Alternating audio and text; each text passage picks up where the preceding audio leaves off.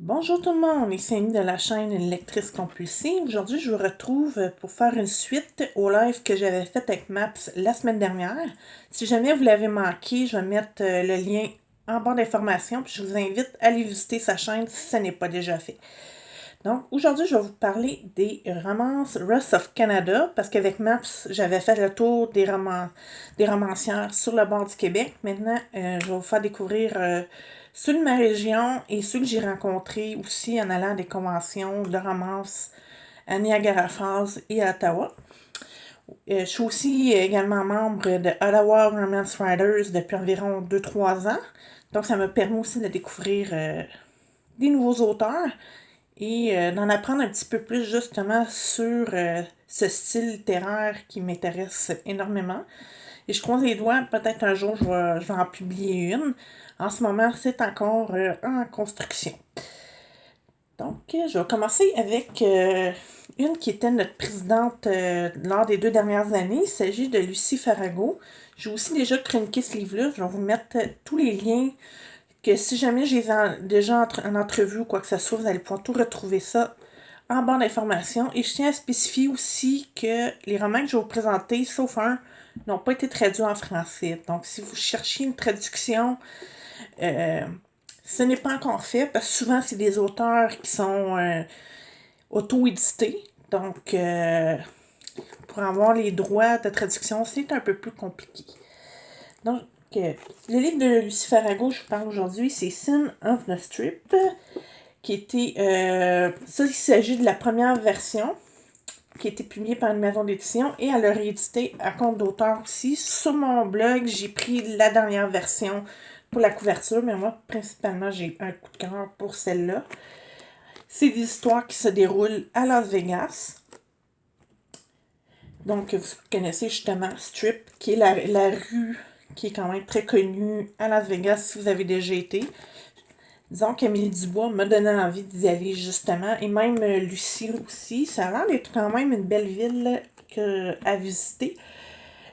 Ici, c'est l'histoire de Maggie Anderson, qui est propriétaire d'un club de danseuses, mais en fait, non, non, au lieu de comme juste envoyer, tu sais, comme s'occuper de prostituées, elle aide les filles justement à se sortir de la rue, en leur donnant des outils pour pouvoir justement avoir une vie plus normale, puis éviter d'aller dans la drogue, puis dans la prostitution. Fait que j'ai trouvé ça quand même un terme très intéressant.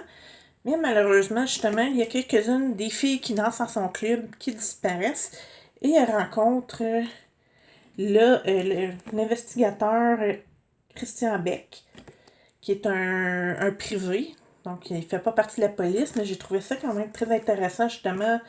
C'est un très bon mélange de romance, d'intrigue, un peu comme si vous lisez du Judith Bannon. Je dirais que c'est pas mal son équivalent côté anglophone. Dans moi, ça a été vraiment, jusqu'à date, parmi celles que je vais vous présenter aujourd'hui, c'est ma préférée. Donc, pas que j'aime pas les autres, mais vraiment, elle, ça a été ma découverte. Il y a quatre livres à cette série-là. En fait, 3 tomes complets et une novella que j'espère avoir la chance de lire d'ici la fin de l'année. Donc, restez à l'affût de mon blog pour connaître mon avis sur les 3 autres tomes. Puis elle a aussi écrit une autre série, justement, je pense, à peu près dans le même style policier, dont un que je vais lire pour le week-end sans signer, donc je vais vous en parler prochainement. Le deuxième que je vais vous présenter, c'en est un. Moi, j'ai la version anglophone, mais celui-là et la deuxième, le tome suivant ont été traduits en français. C'est A Change in Tide de Freya Barker. C'était elle qui s'occupait justement de la convention de romance à Niagara Falls, que j'ai la chance d'y aller une fois. Elle, je pense qu'elle en a fait 2 versions, 2 éditions, puis une nouvelle, ça va être une autre personne qui a pris le relais. Mais j'ai trouvé ça très intéressant parce que, premièrement, souvent en romance, les personnages ont la vingtaine, les siens sont dans la quarantaine. Bon, quand j'allais découvert, j'étais un petit peu plus loin de la quarantaine que maintenant. Et maintenant, je vais vous dire, je me retrouve beaucoup plus dans ses personnages et sont un petit peu moins naïfs. C'est sûr qu'il y a toujours de la découverte de soi ou des fois ils ont eu un gros choc dans leur vie puis ils tentent de s'en sortir. Ça, c'est quand même un fil qu'on retrouve souvent dans la romance, mais moi que j'adore, comme je disais avec Maps, j'adore quand le personnage évolue. Et c'est souvent le cas avec les personnages de Freya Barker. Je vais vous mettre aussi l'info de. Aussi, souvent, j'ai remarqué les auteurs anglophones, ils ont leur groupe spécifique à eux. Fait que s'il y en a qui en ont, je vais vous les mettre en barre d'informations pour que vous puissiez peut-être aller voir leur nouvelle parution. En fait, je voulais juste vous mentionner aussi, cette série-là contient 3 tomes, mais elle a écrit différents styles de romance. Donc, si jamais vous n'avez pas nécessairement la contemporaine, vous pouvez aller voir son site, puis je suis sûre que vous allez trouver quelque chose qui va être à votre goût. La troisième, c'est aussi une auteure qui était dans mon groupe Ottawa Romance Writers. Il s'agit de Carrie DeCivito. Ici, je présente le premier tome de sa série The Broken Men Chronicles qui s'appelle Once Rotten, Twice Shy. Dans le fond, c'est un gars qui a découvert que sa blonde le trompait. Donc, il se sépare et il tente de retrouver l'amour grâce à Internet. Et il rencontre évidemment une femme sur un site qui s'appelle Elsa. Et je vous laisse découvrir justement est-ce que ça fonctionne. Est-ce que ça va fonctionner avec les deux? Est-ce qu'il va retourner avec son ex? C'est vraiment qu'est-ce que j'ai beaucoup aimé dans ce livre-là. Cette série-là contient 5 tomes. J'ai lu les 2 premiers. Je vais vous mettre tous les liens de mes chroniques si vous voulez avoir une petite idée. Et je vous invite aussi à visiter le site de l'auteur parce qu'elle a écrit aussi un autre sur un des hommes de l'armée, puis un autre qui je pense qui est plus fantastique. Donc ça va vous donner une chance de découvrir les livres qu'elle a écrits parce que celle-là a 5 livres. Ceux de l'armée, je crois qu'il y en a 2 ou 3, puis sa série fantastique, il y en a 3. La quatrième auteure que je vous présente, c'est aussi une auteure de ma région. Il s'agit de Linda Potvin. C'est la première auteure de romance anglophone que j'ai découvert, justement, puis qui m'a peut-être... C'est grâce à elle que j'ai découvert aussi Ottawa Romance Writers et plein de nouveaux auteurs d'Ottawa, justement.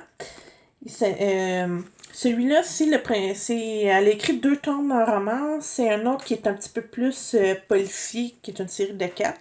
Donc, je vous invite à visiter son site encore pour le savoir. Donc, ici, c'est Gwyneth Ever After. C'est une histoire qui se passe dans la région, justement. Il y a même des lieux de Elmer et de Chelsea. Bon.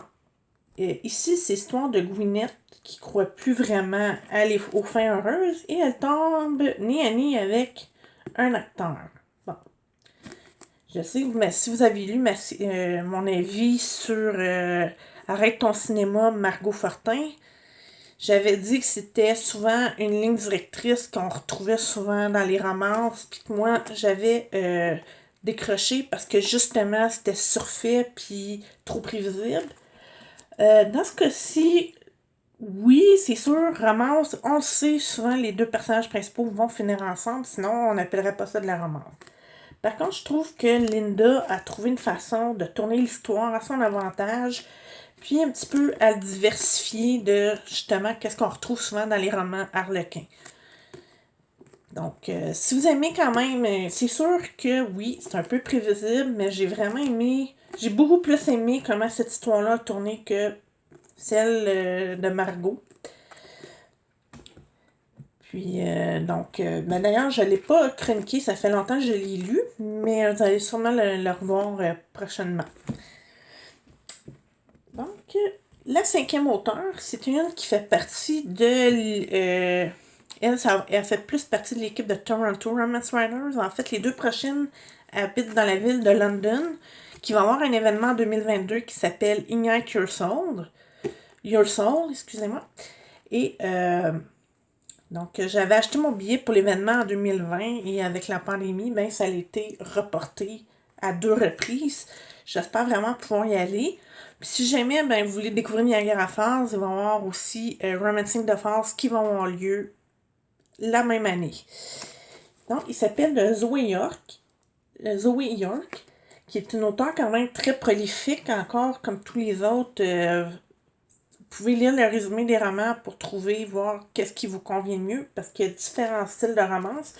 Moi, j'ai découvert, celui-là, je l'avais gagné à RTC, fait que je me suis dit, bon, ben, tu sais, je vais lui donner une chance, je vais voir. Ça a été quand même un bon coup de cœur. C'est l'histoire d'un bodyguard qui s'appelle Dean, qui doit protéger Lyanna de son ancien amoureux.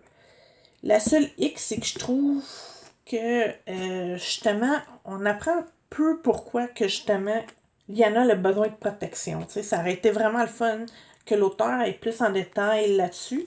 C'est vraiment plus, je dirais, la romance qui prend le dessus dans celui-là. Mais c'était quand même rafraîchissant, puis ça a fait du bien de lire un livre sans trop se creuser la tête.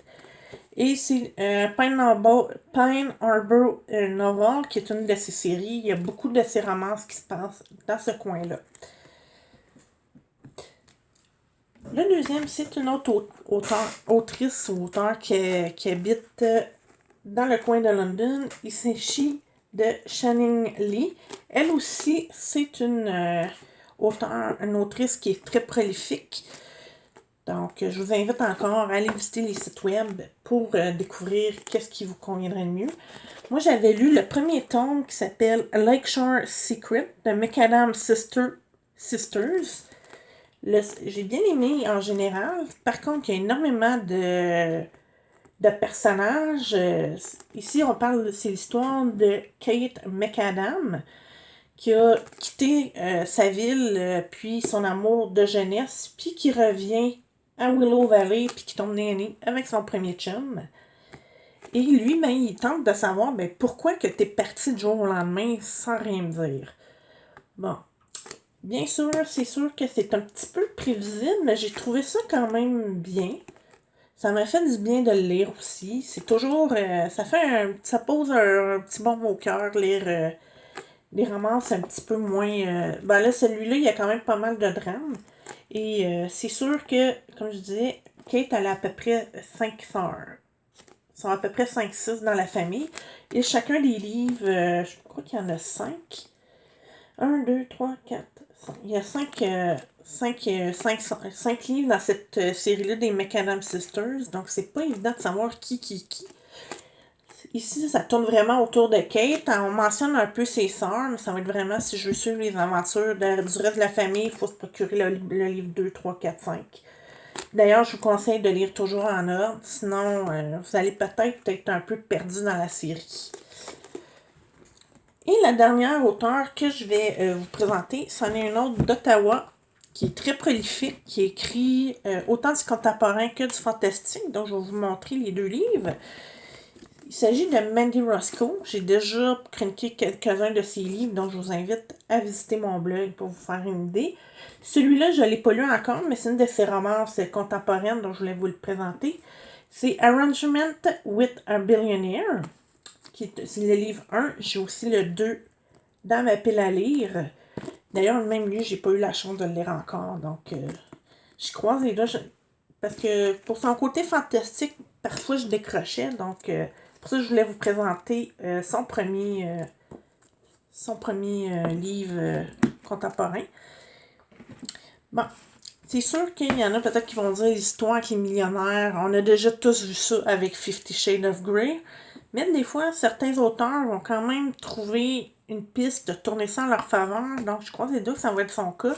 J'aime beaucoup son écriture, son sens de l'humour. Elle a un don de quand même faire des personnages attachants et drôles. Donc, je croise les doigts. Le deuxième, je vais vous présenter une de ces séries fantastiques. C'est The Big Bad Wolf is Back. C'est une histoire de loup-garou que j'ai lu après justement avoir lu Beaten. Ça m'a ouvert un autre univers. Là. J'ai dit, bon, je vais encourager une auteure de ma région, puis lire justement les histoires de loup-garou pour m'habituer à ce genre-là, puis voir si j'aime encore ça. Celui-là, en fait, c'est 3 livres en un, malgré qu'il est assez court, il y a 239 pages. Donc, peut-être, celui-là, j'ai eu la chance de l'avoir au complet parce qu'elle le vendait justement pour l'événement RTC. Donc, à savoir si je vous invite à visiter son site, voir si justement vous pouvez l'avoir en numérique ou en papier dans ce format-là. C'est justement Jolie qui fait partie d'une meute et elle tombe en amour avec un qui est un ami d'enfance que lui, ben, il a quitté sa meute, qui a décidé d'être un lone wolf, comme on dit. Puis, qui s'appelle Liam. Et, ben, c'est pas toujours évident parce que, justement, des fois, les loups-garous n'acceptent pas, si tu fais pas partie de leur meute, t'es un ennemi. Donc, c'est pas mal les 3 livres tout autour de ça. Parce qu'elle, elle fait partie d'une meute, mais son entourage n'est pas d'accord qu'elle voit Liam, justement. Donc, ce n'est pas toujours évident.